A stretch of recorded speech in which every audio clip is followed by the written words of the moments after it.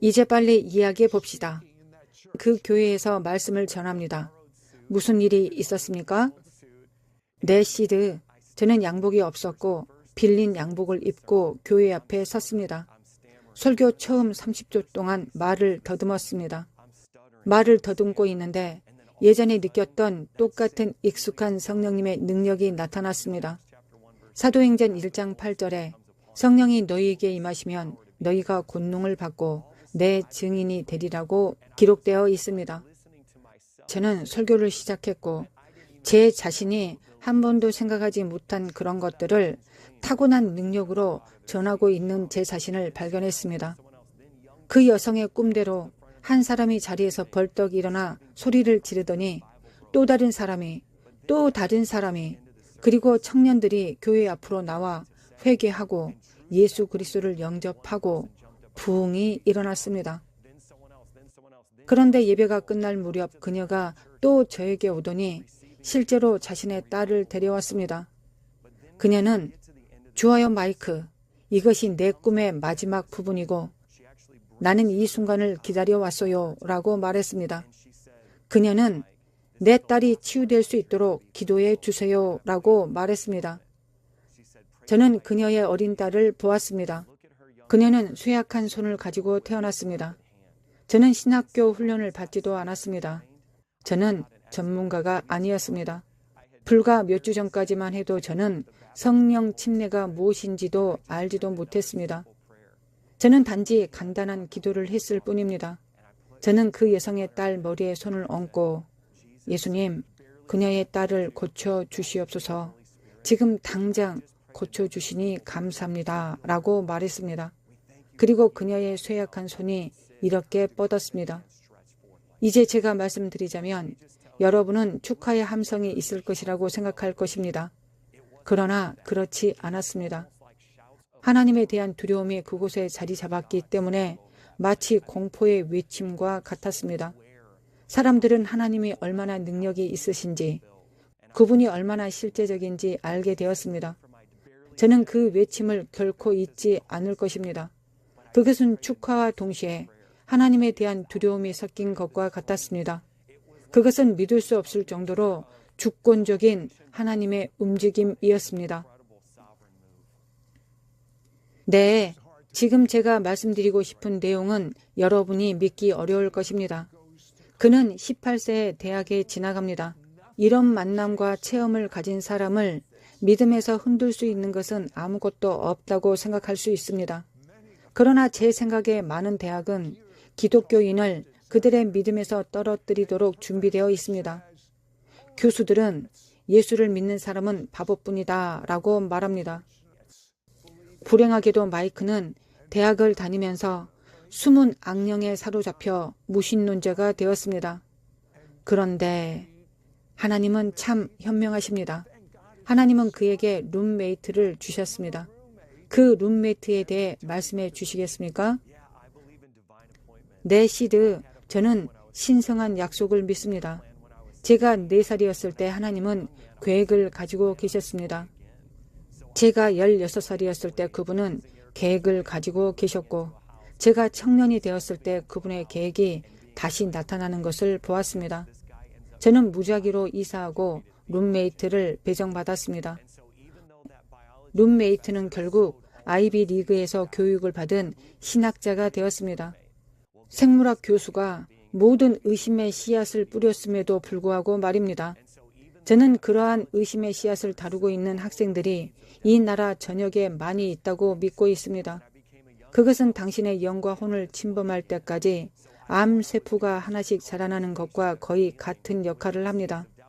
그러나 하나님은 학년 내내 체계적으로 제 영에 있는 무신론적 암세포를 하나하나 파괴하기 시작하셨습니다. 그 학년이 끝날 무렵 저는 확고한 기반을 갖게 되었습니다. 마치 하나님이 저를 업그레이드하는 것과 같았습니다. 하나님은 이렇게 말씀하셨습니다. 이제 나는 너에게 무신론에 맞서 너의 믿음으로 싸울 수 있는 도구를 주었다. 네, 이제 그는 확고한 신자가 되었습니다. 그는 결혼합니다. 그런데 그의 롤 모델은 누구였을까요? 그는 어떻게 자랐습니까? 그 일이 다시 그의 결혼 생활을 괴롭혔고 결혼 생활을 이어줄 수 있는 방법은 없었습니다. 하지만 하나님은 그의 결혼 생활을 회복시켜 주셨을 뿐만 아니라 마이크와 그의 아내는 다른 사람들이 결혼 생활을 회복하도록 돕는 세미나를 진행합니다. 이제 마이크는 상처받고 학대받은 트레일러 파크 청소년들로 가득 찬 청소년 그룹을 시작했습니다. 한 번의 만남, 눈에 보이지 않는 하나님의 영광의 구름, 유대인들이 광야에서 보았던 것과 똑같은 쉐키나, 영광이 이 깨어진 젊은이들의 그룹 앞에 갑자기 나타났습니다. 그곳에 있는 모든 청소년들은 실제로 육체의 눈으로 그 영광의 구름을 보았습니다. 기적이 폭발했습니다. 여러분도 기대하고 계실 것입니다. 저는 마이크에게 물어보고 싶어 기다릴 수 없습니다. 청소년 그룹과 함께 있었던 그 중대한 밤에 무슨 일이 일어났습니까? 네, 시드. 우리는 이 청소년 그룹을 일으켜 세울 때 이를 사명으로 삼았습니다. 이 동네에서 가장 상처받은 아이들을 찾아보았습니다. 사실 우리는 심지어 현대식 배관도 없이 숲속에 살고 있는 가족 그룹을 발견했고 그들을 데리러 갔습니다. 그들에게 옷을 입히고 함께 예배하며 믿음의 공동체를 세웠습니다. 그날 밤 저는 어쿠스틱 기타를 연주하고 있었습니다. 10대 중 한 명이 저와 함께 예배를 인도하고 있었습니다. 그런데 그때 기타 줄이 끊어져서 매우 좌절했습니다. 그런데 성령님께서 이러한 것을 알려주셨습니다. 너의 기타 줄과 상관이 없다. 왜냐하면 너희가 신령과 진정으로 나를 예배하기 때문이다.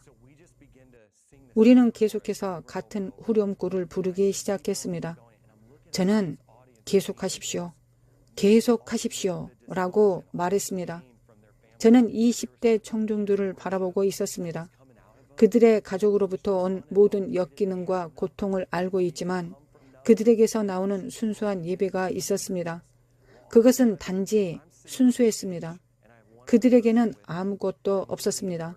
그들은 단지 깨어짐과 굴복 상태였습니다.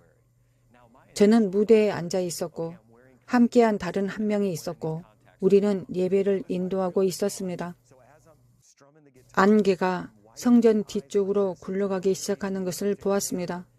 저는 처음에는 콘택트 렌즈를 끼고 있어서 이 콘택트 렌즈를 너무 오랫동안 끼고 있었구나 라고 생각하고 있었습니다. 이것이 제 진짜 생각이었습니다. 그래서 기타를 치면서 이렇게 눈을 닫고 있었습니다. 콘택트 렌즈를 뺐는데도 여전히 안개가 남아 있었습니다.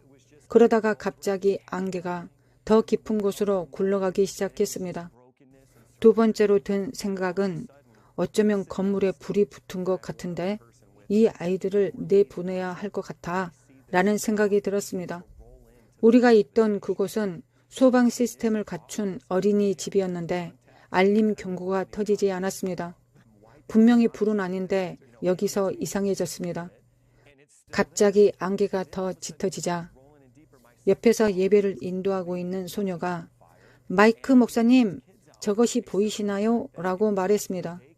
그때 저는 초자연적인 일이 일어나고 있다는 것을 깨달았습니다. 이 이야기에서 정말 놀라운 점은 하나님의 영광이었던 이 안개가 굴러 들어와 아이들의 등에 닿았고 어떤 일이 벌어졌습니다. 그들은 모두 동시에 쓰러지고 안개가 닿을 때마다 그들은 넘어졌습니다. 안개가 들어올 때 그들은 뒤를 보지 못한 채 말입니다. 그들은 앞을 보고 있었기 때문에 안개가 뒤에서 밀려오는 것을 보지 못했습니다. 안개가 앞쪽으로 도달하자 우리는 어느새 얼굴을 붉히고 울고 있었습니다. 성령님께서 각 사람의 삶을 만지셨습니다. 사람들이 치유를 받고 있었습니다. 그 사람들이 회개하고 있었습니까? 네, 깊이 회개하고 있었습니다. 저는 그들의 세대적인 문제도 다루고 있었다고 믿고 있습니다. 그들이 부모와 조부모로부터 많은 안 좋은 것을 물려받았기 때문입니다. 마치 주님께서 그 순간 방 전체에 표시를 하시면서 정말로 뭔가를 하고 계신 것 같았습니다. 정말 놀라운 일이었습니다.